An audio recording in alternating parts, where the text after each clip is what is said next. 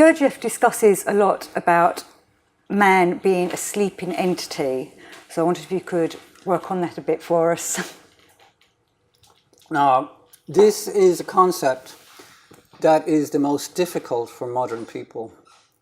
Modern people can deal with modern psychology, with its various postulations about psyche, about man, about illness, about his limitations as a human being, etc., etc. But this element of the esoteric past, that man and woman is a sleeping entity, this modern people, because of their programming and the brainwashing that we all succumb to via education and various other modalities in society, unless we've studied this subject very deeply, it's very difficult to grapple with this subject that we are asleep, because everything is really pushing us to think the opposite, that when we walk around, we do things, look at the achievements of man, space, technology, etc., etc. How could a sleeping man achieve all that technology? And how could a sleeping man be so intelligent and clever? But actually, when we study esotericism very deeply, and esotericism is really a combination of different elements, and it's how we combine these elements internally in ourselves that gives us understanding.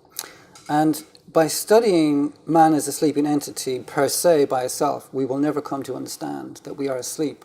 But when we study all the other elements, the esoteric psychology, the cosmology, the esoteric alchemy, the transformation of energies in the human being, and the possibilities of higher states of consciousness, and activating the two higher chakras in man, and how that is done.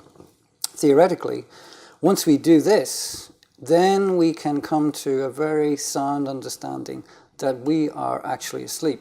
And the item that really caps this completely is that when we are involved with an esoteric group, and I'm talking about a bona fide esoteric group, sometimes in our studies, in our group working, we will experience this third state of consciousness that Gurdjieff calls self-remembering, and the Buddhists call the witnessing consciousness. So when we experience this third state of consciousness, this really shows us that we are asleep, sleeping entities. And how this happens is when we are actually in this third state of consciousness, we witness other people as being asleep. We can actually see that the people around us and what they are talking about is really quite mumbo-jumbo and not intelligent and not coherent, and perhaps in many cases lacking integrity. So one of the things in this is to perhaps experience this higher state of consciousness for ourselves. And this categorically shows us, beyond any measure of a doubt, that we are asleep. Because when we come back, and these states are always transitory in the beginning, when we come back to our ordinary consciousness, then we feel, we have lost something very precious. And my gosh, we are asleep. What I have just witnessed is sleeping people. And now I have returned to this sleeping state. And actually there's a feeling of loss. It's also a shock, isn't it? It's also especially a shock. When you think back as to how, before you came to this work, you was asleep all that time, and we still fall back into sleep very quickly. Yeah. Which is worrying. That's it. That's it. Part of this also is to realize that all the modalities we find in society is not sufficient for us to develop, for us to be real. In many ways we are what esotericism calls pseudo-man. And we can't understand this concept either, pseudo-man. It's totally meaningless until we start to study actively. That's deep in our heart. We study the meaning brought to us by esotericism. And personally, I found for myself that before I encountered esotericism, I had one set of meanings, which were very basic, where we find everywhere in society, connected with personality. But later I found, by studying esotericism from the heart, very deep inside, in a serious mode, in a serious fashion, that really most of what we find in society is immaterial to our spiritual life. there's probably about 5% around us that is connected to our spiritual life, and the rest is immaterial to our to our real purpose on the earth. And this gives us meaning. Esotericism gives us meaning. And Gurdjieff explains, before you encounter esotericism and ancient knowledge, esoteric wisdom, your meaning is very, very basic. But after you encounter esotericism, your meaning takes a quantum leap, a jump, where you can see things that you've never seen before. You understand things that you couldn't understand before. And you see people and situations in a completely different light than previous. So this is an amazing element of esotericism. It can increase our cognitive ability, our understanding of ourselves and other people, and the cosmos, the greater cosmos. It instills an amazing awe. It reinstills an amazing awe, because when we're young, we have an amazing awe of the cosmos. But through our education and through all that processing of society and peers and television, etc., The dumbing down. the dumbing down, we lose that awe of the cosmos. And actually, we lose the awe of other human beings as well. It's absolutely amazing. But when we step into esotericism, and we do it fully from the heart, from our essence, from the deepest part of our essence, that awe returns full force, very powerfully. And we realize that we are in a magical universe. We are in the most incredible space, and we are using a fragment, a tiny portion of our abilities, of our God-given spark, our God-given spirituality. We are at our lowest ebb, but the potential there for us as human beings is phenomenal. But of course the caveat is this potentiality can only be brought forth by this sacred science. And this is why the Egyptians, all the ancient civilizations were totally focused on this sacred science, because they knew it was the total key to all life, all real life, and moving away from pseudo-man, moving away from that pseudo part of ourselves, that sleeping entity that we are. To move away from that requires a sacred science, and nothing less will actually get us there. No academia, no institutions, no parapsychology, interesting as it may be, is going to get us to that point where we can walk away from the old self to a new, higher developed entity inside us that has a new level of consciousness, new cognitive abilities, and a new awareness of ourselves and other people that we never thought possible. Gurdjieff says about us being asleep, but when we start to wake up, or to help us to wake up, we need a teacher or maybe an esoteric school. But in this day and age, there are many schools out there. So can you give any advice on how to differentiate between a true esoteric school and perhaps the fake one? This is a very difficult question, most difficult question of the evening. So, first of all, let's begin with there are many fake schools out there. This is just a fact of life. And the difficult part for us is that these fake schools, they try and mimic what they imagine real schools to be. And so you will have many schools around the world who will take Gurdjieff's material, Ouspensky's material also. They will run with this, they will proffer it, they will bring it forward, and they will convince a lot of people that they are real schools, in the real meaning of the word school. But so let's go to what Gurdjieff tells us about the real meaning of a school. This is really important. And he tells us that the real meaning of a school is the fact that there is a conscious head at the head of that school. There's a conscious person. There's somebody who has opened the higher centers, who have developed a very high level of consciousness and are completely different than ordinary human beings, have completely different levels of abilities and completely different levels of knowledge and being to ordinary people. So what is happening is that these pseudo schools, these fake schools, then the leader will try to mimic this type of individual. This is very common. They will put themselves forward as being enlightened people. But if you look at some of these schools very carefully, and I'm not going to name any names or point any fingers, but if you look at some of these, and some of these are self-appointed gurus, you will see that actually it's just a mirage. It's just a facade they put on, and they dupe people into paying lots of money for courses, getting lots of reading material that is very spurious, very dubious, And this, I think, was anticipated by Gurdjieff. Gurdjieff knew that this was going to happen, probably with his own material. But in one sense, there was nothing he could do about it, because he wanted to give this material, which is very genuine, very authentic, to certain people who could run with this. But other people who would come from the ego would use this material to start up these fake schools. So that is where we have the fake schools. Now, Ouspensky was asked about how one could differentiate between a fake school and a real school. And what he said, he basically broke it down into two elements. The first was that you could tell a real school by their knowledge. And mind you, there are many people today who are very good at faking having access to this knowledge, or being able to use this knowledge very proficiently and very well. But Ouspensky says, you look at the knowledge they're using and how they're using it, and the way they use it. How well do they know it? Is it natural? Is it very deep and profound knowledge? And is it their knowledge? Is it intellectual? Or is it coming from deep within, from their experience? And the second part, he explains, is that look at the being of the person.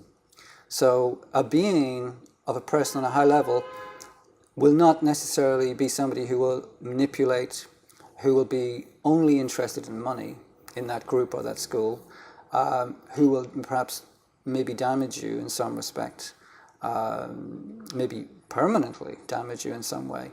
So a person of a higher being cannot manifest in this way, cannot damage you, cannot hurt you in a permanent way, cannot be just interested in money and prestige and position. So if we have a person who's the head of one of these groups, and there are many different types of these groups out there, so myriad in nature and number, but the pseudo leaders, they always tend to drive around in big cars and wear lots of very expensive jewelry and do things that, you know, people on a high level of being simply don't need to do. You know, take various kinds of drugs and associate with very strange kinds of people from the underworld, etc., etc. So, and I'm not saying that all people who run these pseudo groups do these things. That's not the case either. You'll have some people who look very normal and very conventional, yet their purpose is not to serve people with genuine esoteric knowledge, esoteric schools, but in some way it's kind of self-aggrandizement. It's a certain type of ego behind it. So these people are coming in a strange way from the ego, in a warped kind of fashion, because those who run schools cannot possibly come from the ego. It cannot be an ego manifestation. It has to be beyond the ego, a long, long way beyond the ego. So those two elements, look at the person's knowledge, who heads up these groups, and look at their being manifestation, how they treat people, how they behave in the world, their background, what they're doing. So by these means, we can actually isolate the fake people from those who are real, or at least we can do so with some accuracy. A lot of these gurus, whether they're fake or not, or schools, they talk about karma and bring karma into much of their teachings. And Gurdjieff does talk about karma, so I wondered if you could discuss the 3 levels of karma. Okay, so the 3 levels of karma are very interesting indeed, because, and of course there are actually some other elements to karma which we have to mention because they're very important, but let's mention the 3 levels of karma, which are incredibly interesting. So the first level of karma in our lives is our parents, the influence our parents have had on us, the imprint that our parents give us. This is one of the very pivotal elements. Then there is the element of our peers, how our peers affect us. This is the second one. And the third is our culture. So all these 3 elements imprint on us different material, different impressions, different energies, different habits, different, even imprint our way of thinking sometimes, or our emotional habits, our emotional life. But then there is something beyond that, and that is what Gurdjieff talks about, creating our own karma beyond these imprints by society. And that is probably the most important of all, because if we do spiritual work, we do karma yoga, and we do follow the core teaching, the esoteric path, we start to imprint a new type of spiritual data internally in the chakras. And this changes us, not just our manifestations, but it changes our integrity, it changes our level of, our cognitive level, and many other things besides. So there is one other element connected to karma which is probably worth mentioning, and it will affect almost everybody who's listening to this video, and most people will probably not know about it. This is, if you like, a fifth element. And this fifth element is called karmic chains. And karmic chains come to us from our ancestors. And we may not be aware that certain elements that are pertaining to our ancestors are right now affecting us today in how we think, maybe even our profession, what we do, can often be influenced by these karmic chains in a very strange and miraculous way.